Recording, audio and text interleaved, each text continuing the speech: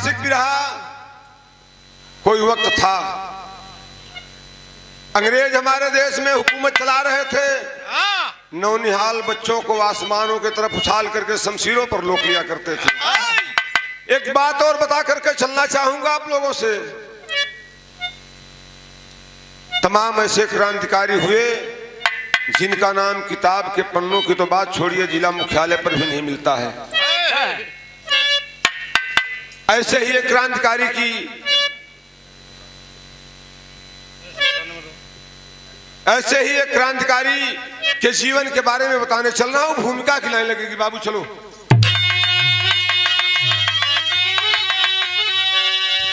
अंकित सपूतों की जंगी मिसाल, शिनाख्त है इतिहास का पन्ना पन्ना। अखिल राजपूती कबीले लहू से जला के दिवाली मिटाए तमन्ना। अंगार से भी लड़े तानसीना, सजाए सदाए अपने गरिमा की चोटी। वो घड़ी इस वतन की बड़ी नाजुक रही, जब गुलामी में जकड़ी मां भारत की थी रोटी।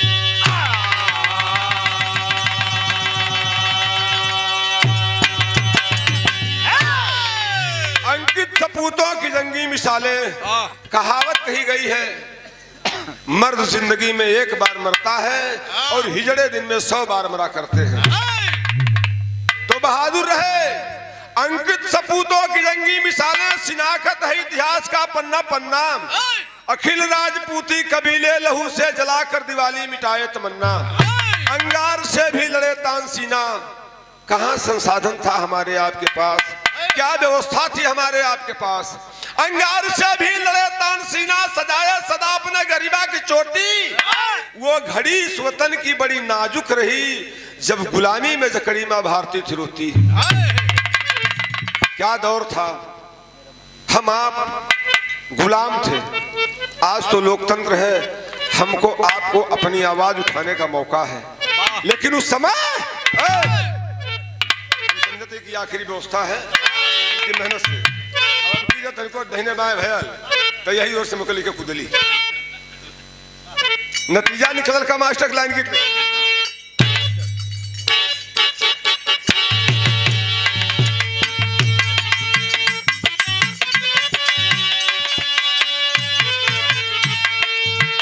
गीत का लाइन का बा, मेरे महबूब अजी मेरे महबूब हो।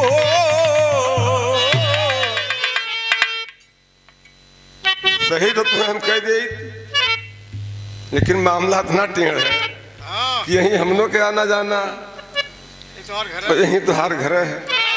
सूरजबली भैया तो सब कुछ छोड़ के अगर कोई हमें तुमको छुआवा ला तो हम बहुत तगड़ा छुआ कोशिश करिए, नहीं तो कहबे कहीं कि पुरनिया बुढ़ापा आई गई, कोनो बात नहीं, बरोबर पकड़ लगल है। काम ऐसे चला ले जाता कि मेरे महबूब मेरे साथ बड़ा काम किया।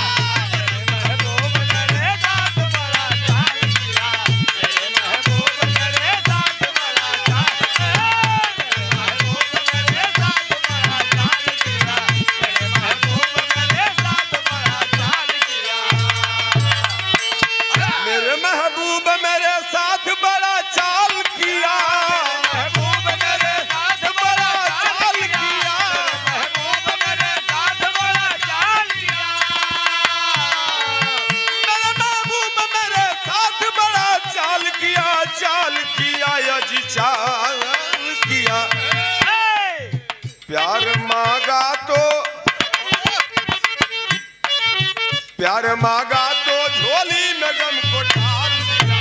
प्यार मांगा तो झोली में गम को डाल दिया। प्यार मांगा तो झोली में गम को डाल दिया। प्यार मांगा तो झोली में गम को डाल दिया। प्यार मांगा तो झोली में गम को डाल दिया। लेकिन वीरन के अंदर का कुवत रहल, का साहस रहल, का हौसला रहल, ओके देख के कवि लिखलन कि ऐसे वीरों से, अरे ऐसे वीरों से कुदरत भी सर झुकाती है।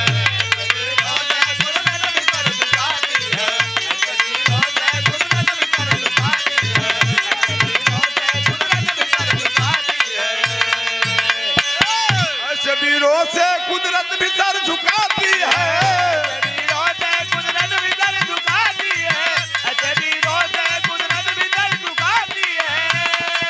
अरे ऐसे वीरों से कुदरत भी सर झुकाती है, रे सर झुकाती है।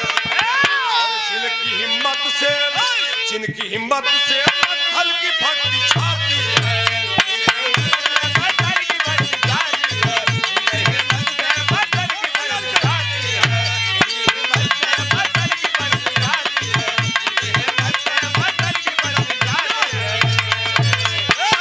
वो बहादुर रहे, साहस था, नारा दिया गया कि तुम हमें खून दो हम तुम्हें आजादी देंगे। आज का नारा चलता है आप हमें वोट दो हम आपको बेवकूफ बनाएंगे, घुमाते रहेंगे, बरगलाते रहेंगे। लेकिन जुमला में शुरुआत भइल कहानी के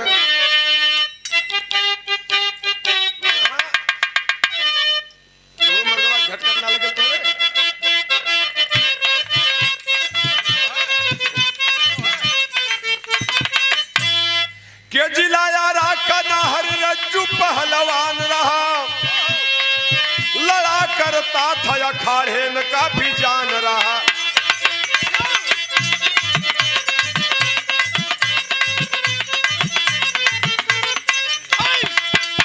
बहन थी रजनी जिसकी अधखिली जवानी थी, बहन थी रजनी जिसकी अधखिली जवानी थी, सदा भैया का ध्यान रखती वो सयानी थी।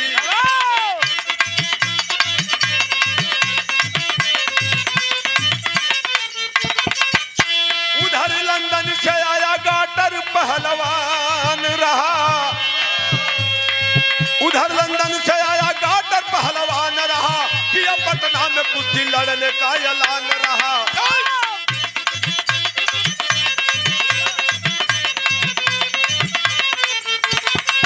ये सुना ऐलान रज्जू सोनित सुन के खोल गया, हरे वतन की गरिमा बढ़ाऊंगा जिगर तौल गया। बात की आप लोग समझ चले, आरा जिला का रहे वाला गरीब परिवार में पैदा भैल, बड़ी बढ़िया बिरहाई लड़का सुनौले, और आप भी बहुत बढ़िया गीत गाय के गैलन। भैया लोग झगड़ा न करा आप लोगन, आप भी गाय के गैलन। सृष्टि की मूल बेटी, बेटी से जहां सारा, और बेटी की ज्योत चमके बनके गगन में तारा। बेटी सती अनुसुईया गिरजा व गोमती है, जिसके चरण को दुनिया सहर्ष चूमती है। वहीं लिखल गया कि औरत लक्ष्मी घर की, मर्द की मोछ होती है। नारी की महिमा नराधम न जाने, लेकिन उस तरफ नहीं चलेंगे, बिरहा की तरफ चलती हमन। जिला आरा का रहे वाला गरीब परिवार में पैदा नौजवान, माई बाबू दुनिया में नहीं हुवन। एक बहन जोने का नाम रजनी, और भाई के नाम रज्जू। तैयारी बा कुश्ती लड़त हो। एक दिन जानकारी भइल कि इंग्लैंड के सरजमी से हमारे हिंदुस्तान के सरजमी पे आया पहलवान, ऐलान कर दिया है अगर है किसी के बाजुओं में ताकत तो आकर के मुझसे कुश्ती लड़ ले। ये बात जब सुनलस तो सथवा में लड़े वाले जो साथी लोग रहन कहल कि पटना चले के चाहिए, जौने भी कंडीशन में पहुंचे है हम मन के ओके चल के देखल जाई। अच्छा चले लगलन, और जौनी समय वो रज्जू पहलवान अपने घर से निकले चालू कैलन। धन्य है वीरांगना बहन रजनी, इस देश की आजादी में जितना योगदान पुरुषों का रहा उससे कम महिलाओं का नहीं रहा। अपने भाई से काला सकते बात कालस का काला सकलाएंगे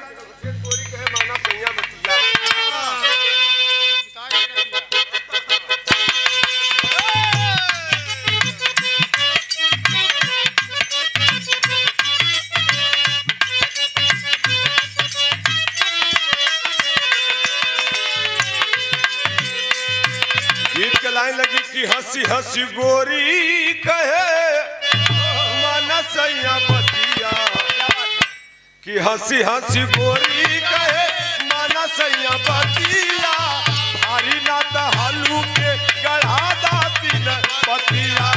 हंसी हंसी गोरी कहे माना सैया बतिया, भारी नाता हलू के गढ़ा दाती न पतिया।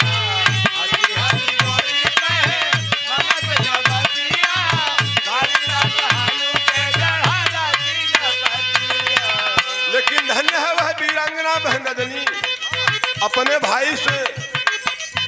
विदा करते समय की बात कहती है, क्या कहती है? दंगल बीच जइहा जब हमारे बिरनावा, दंगल बीच जइहा जब हमारे बिरनावा, कसम बतह के कदम पीछे ना हटई।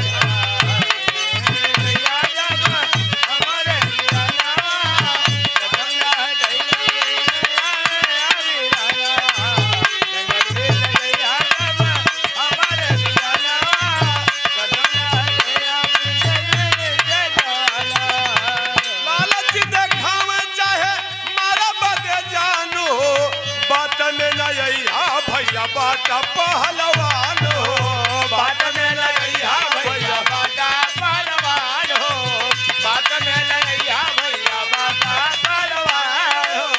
विजयी पताका लेके अइहा भवनवा, विजयी पताका लेके अइहा भवनवा, कदम न पीछवा हटइहा बिरनवा।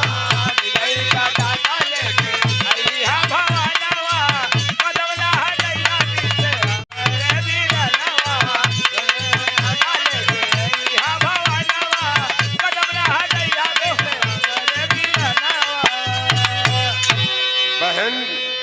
मस्तक पर चंदन लगा करके टीका लगा करके विदा करती है अपने भाई को और कहती है कि आपसे यही उम्मीद है भैया, कोई नहीं लड़ेगा उस दंगल के बीच में, लेकिन आप कदम पीछे नहीं हटाना, चाहे अंग्रेज आपको लालच दे, चाहे जान से मारने की धमकी दे। चला है पहलवान और कैसे चलना,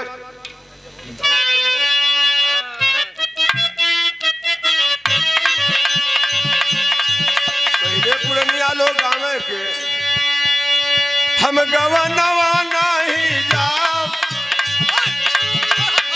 स्वामीनाथ भैया मंदिर का एक बिरादरी स्पेशल टारगेट के लिए है, हम गवनवा नहीं जाओ, हम गवनवा नहीं पीछे पड़ल यही रबे मनवा, हम गवनवा नहीं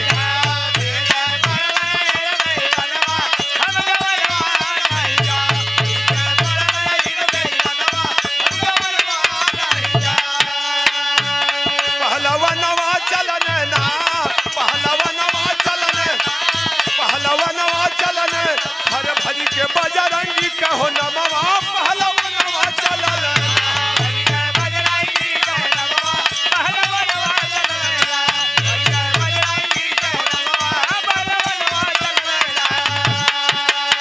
ये पटना में पहुंचावे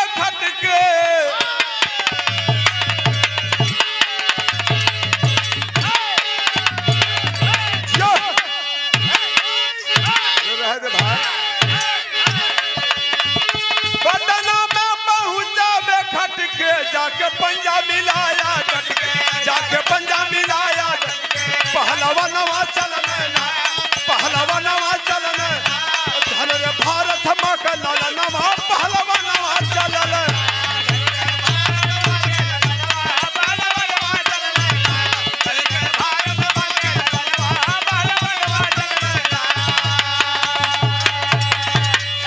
वह नौजवान अपने साथियों के साथ यही वीर रस का है, कुश्ती प्रांगण में पहुंचा है, जहां कुश्ती होनी है वहां पहुंचा है।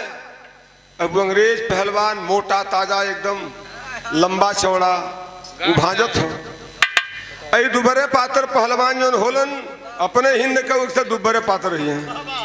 पहुंचा अखाड़े के ऊपर हाथ मिलाया है और जौनी समय हाथ मिलौला सरजू पहलवान, तो वहां अंग्रेज था रेफरी, वहां अंग्रेज था रेफरी कलेक्टर आर्थर बाजी, कहा जावे उसमें आके सरे दंगल में अंदाजी, कहा आ गए तुम, किससे लड़ना है, इसकी लंबाई चौड़ाई देख रहा है तू, अब ऐसे आगिला लगा तो कई दिन का खेलना हुआ, ऐसे कुछ लड़बा तो कई में टिकबा, तो कहा ललकार के रज्जू, कहा ललकार के रज्जू, मुझे इनकार न ऐसा, हराम मिलाया शान से पंजा तो कुश्ती हारना कैसा। काले जब पंजा मिलौली तो हारे जीते वाला फैसला ये अखाड़ा के विषय में हुई, ऐसा नहीं हो कि मैं खड़वा छोड़ के भाग चलो, अब कुश्ती होवे के चाहिए। का का कहलस तेरी के लाइन लगा।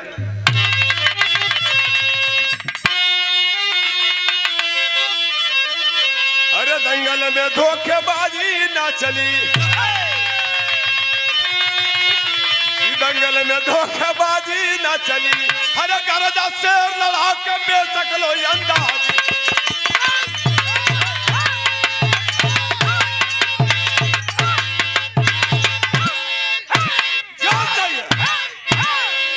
गरजा शेर लड़ा के बेशक लो अंदाजी, दंगल में धोखेबाजी ना चली। अरे की कहर दोनों पहलवान कुरपतीम के,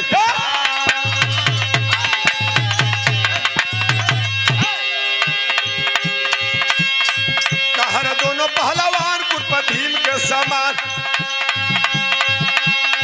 किए युद्ध घमासान सीना तान केसरी, खींचा गाटर अंटी मार रज्जू ने किया उतार, उल्टी मारे ललकार शक्तिवान केसरी, गर्जा गाटर अभिमानी रज्जू मारा मुला तारी धई के नागर फाता छानी धई उतान केसरी।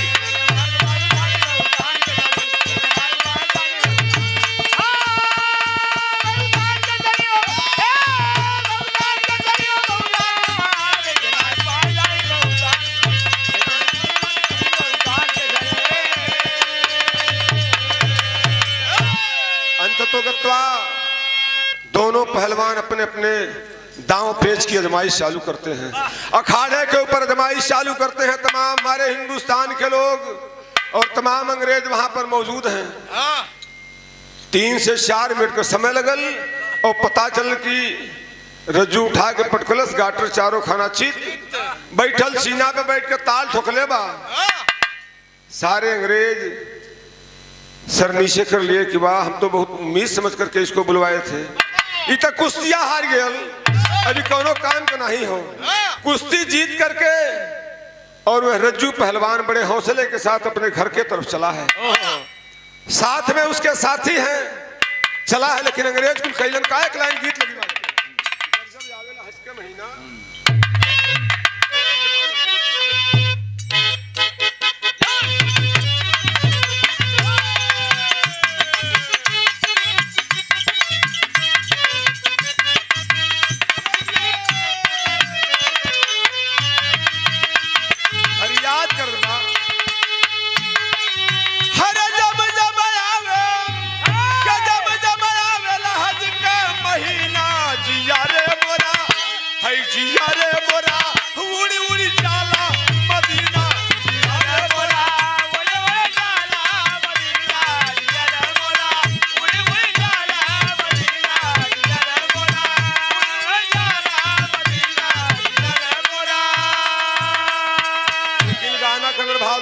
कि हर कुश्ती को लड़के कुश्ती को लड़के चला है दिलेरा की धोखे से, अजी धोखे से गोरो न रस्ते में घेरा की धोखे से,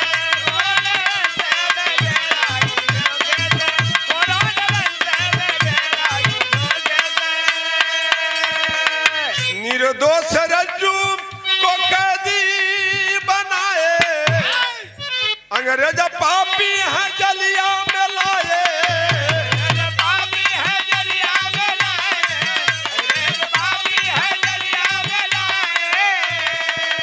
हरे घोर यातना के सहेला दिलेरा की रास्ते में धोखे से गोरो न घेरा,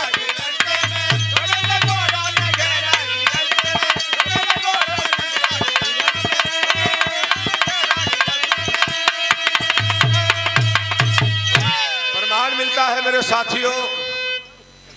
उसको जेल के अंदर भेज दिए, का हो दिमाग ज्यादा लगे हैं, डबल पीएचडी है, इना तो कपारे बांधना है इतनी देर।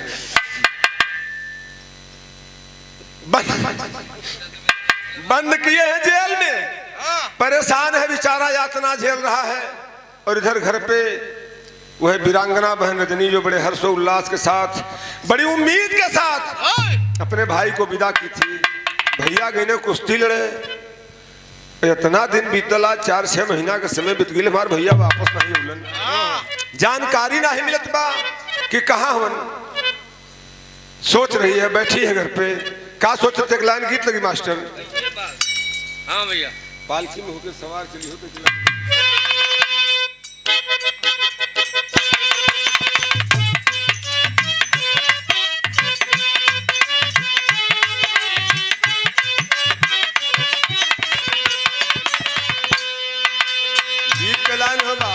पालकी में होके सवार चली रे, मैं तो अपने साजन के द्वार चली रे।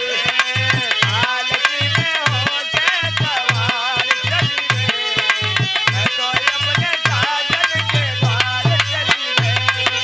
पालकी में होके सवार चली रे, मैं तो अपने साजन के द्वार चली रे।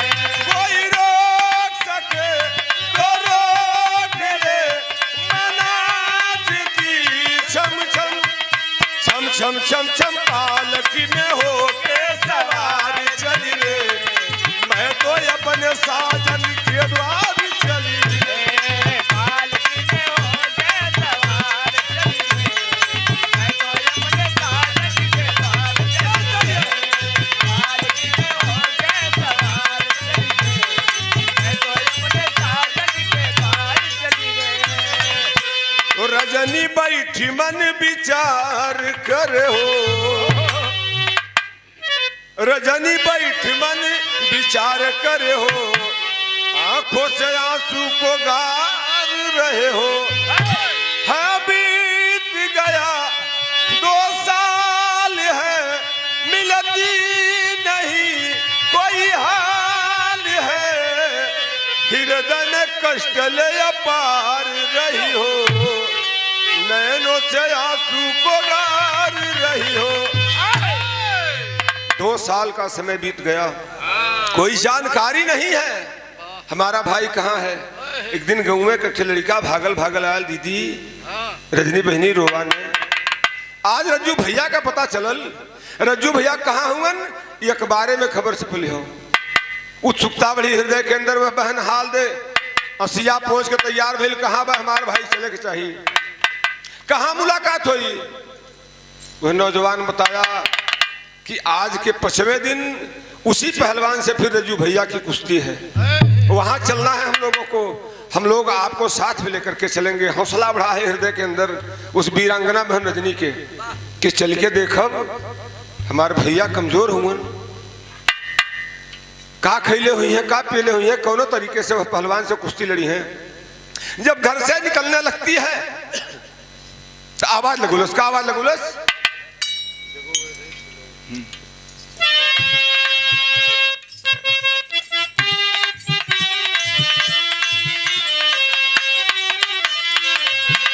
क्या आवाज लगाती है, जगो ऐ देश के लोगों, जगो ऐ देश के लोगों, जगाना काम है मेरा।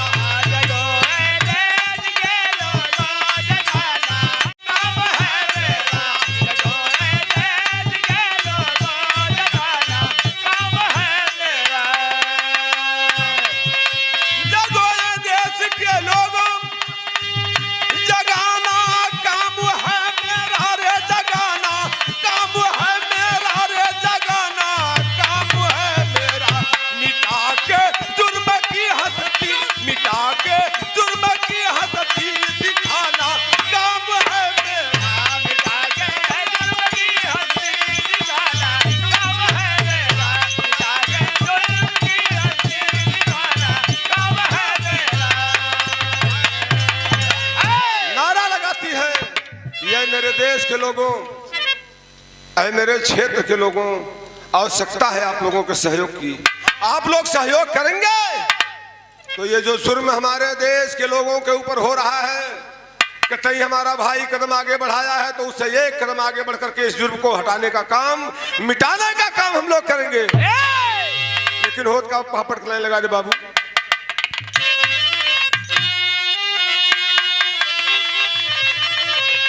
आए हैं हरे दगेबाज कुश्ती का किया नवा फिर से पटना में, क्या दगेबाज कुश्ती का किया नामा फिर से पटना में और धन गोरे दंगल के विधनमा फिर से पटना में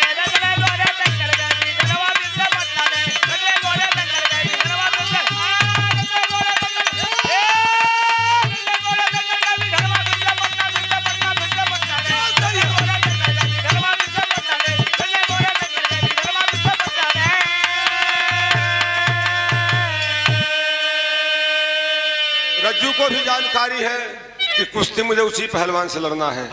अंग्रेज धमका रहे हैं कुश्ती के दौरान तुमको कुश्ती हार जाना है, अगर दोबारा कुश्ती जीतने का काम किए, तुम उसको पटकने का काम किए तो इस दुनिया में तुमको जिंदा नहीं छोड़ा जाएगा, तुम मार दिए जाओगे। और अगर कुश्तिया के हार गिला तो काफी इनाम मिली, लेके जाबा घरे राजा ही जाबा। उलझन में रज्जू पड़ा सोच सोच बतिया, हर दसवा बचाई की जन्मा बचाई की यह देश कई जतिया, हर दोनों वाली खतरा गली सनमा फिर से पटना में अटारी कई से बहिनी के कहनावा फिर से पटना में। सोच रहा है कि एक तरफ 2 साल पहले जो बहन हमको विदा किए हैं, जो हम वादा करके उससे आए हैं, अगर मैं कुश्ती हार जाता हूं तो फिर उसको क्या मुंह दिखाऊंगा, और अगर मैं कुश्ती जीतता हूं तो यह अंग्रेज नहीं जीने देंगे। यही सोच रहा है और सोचते सोचते अखाड़े के ऊपर पहुंचता है। यह रजनी भी अपने गांव के लोगों के लेके वह कुश्ती देखे बजे पहुंचली हो, दंगल देखे बजे पहुंचली हो। होत का बा वो अंग्रेज रेफरी कैलस का आला करने लगी।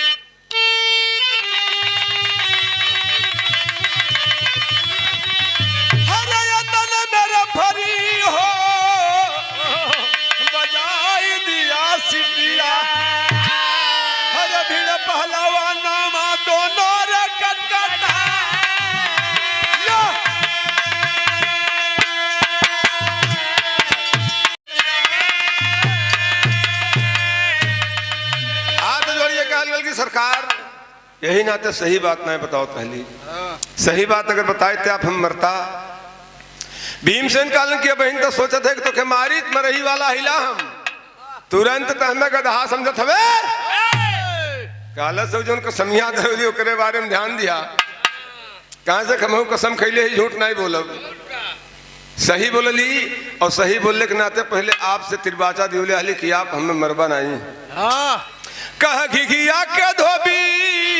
चलो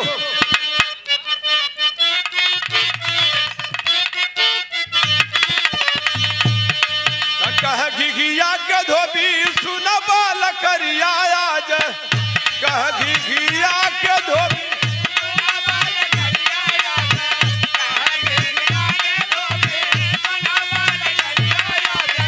काहे देता बात हमके, काहे देता बात हमके दुगनी सजा, काहे देता बात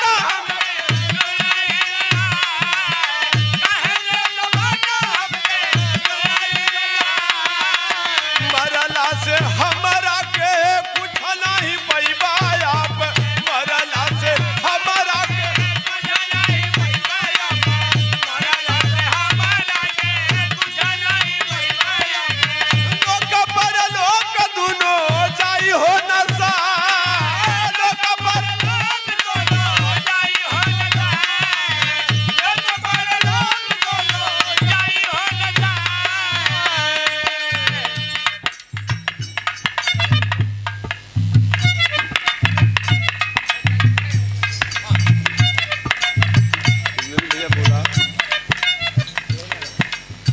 लोक पर लोक दुनो जाई हो नसा, लोक पर लोक दुनो जाई हो नसा, लोक पर लोक दुनो जाई हो नसा। आप भैया जी के कोमल कर से आशीर्वाद रहा,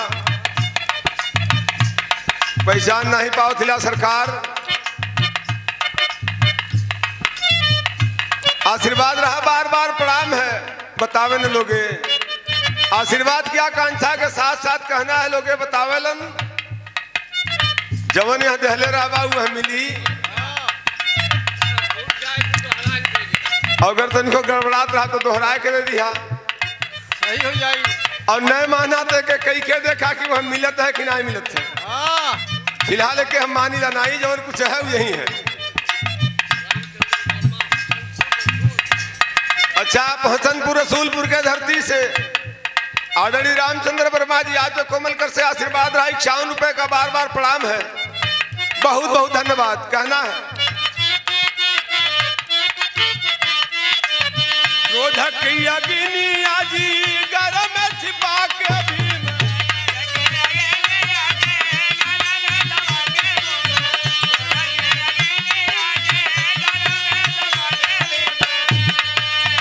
कहला बरेठा से सुना समझा,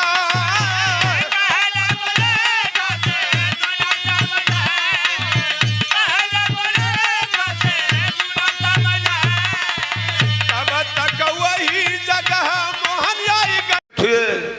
और जब उपस्थित भैलन तो कहलन की देखा सबके पास सब कलनाई होले, खड़ी कलनाई।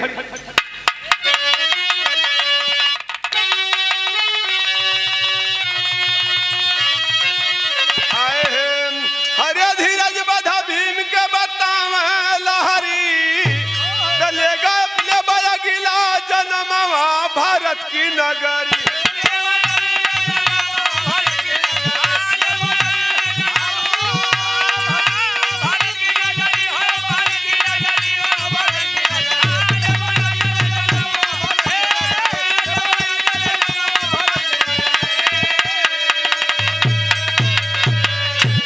प्रमाण मिलता है भगवान बताए भीमसेन को कि अगले जन्म में भैया हो, अगले जन्म में आप ये भारत नगर में ही देश में जन्म लेबा, और जब जन्म लेबा मैं करो वाले भैया तो तोहरो चर्चा हुई।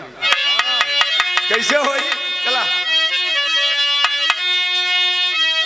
सुर में अमृत ऐसन बरसी जग में शोर हो जाइबा, कलाकार होगा हो अद्भुत सब जगह प्रशंसा पैबा, तोहरे सर का नहीं तुलना कोई विश्व में करी, चलेगा ले बड़ा गिला जन्मवा भारत की नगरी।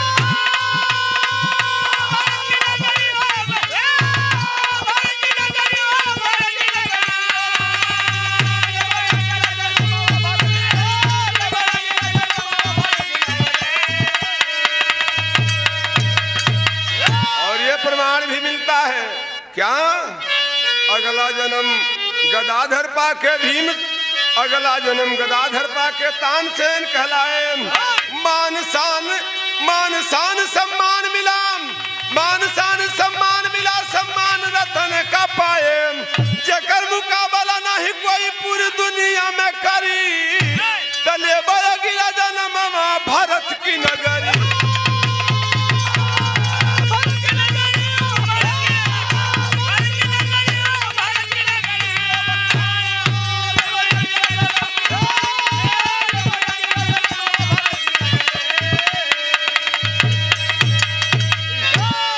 गुरु बिहारी गुरमन व तानसेन कहलाए, स्वर्ग गए गुरु तनलाल शिवधारी दीप जलाए, बरेठा खोला असली पुलवा, पिंटू शिवधारी के गले शारदा बैठा हो बरे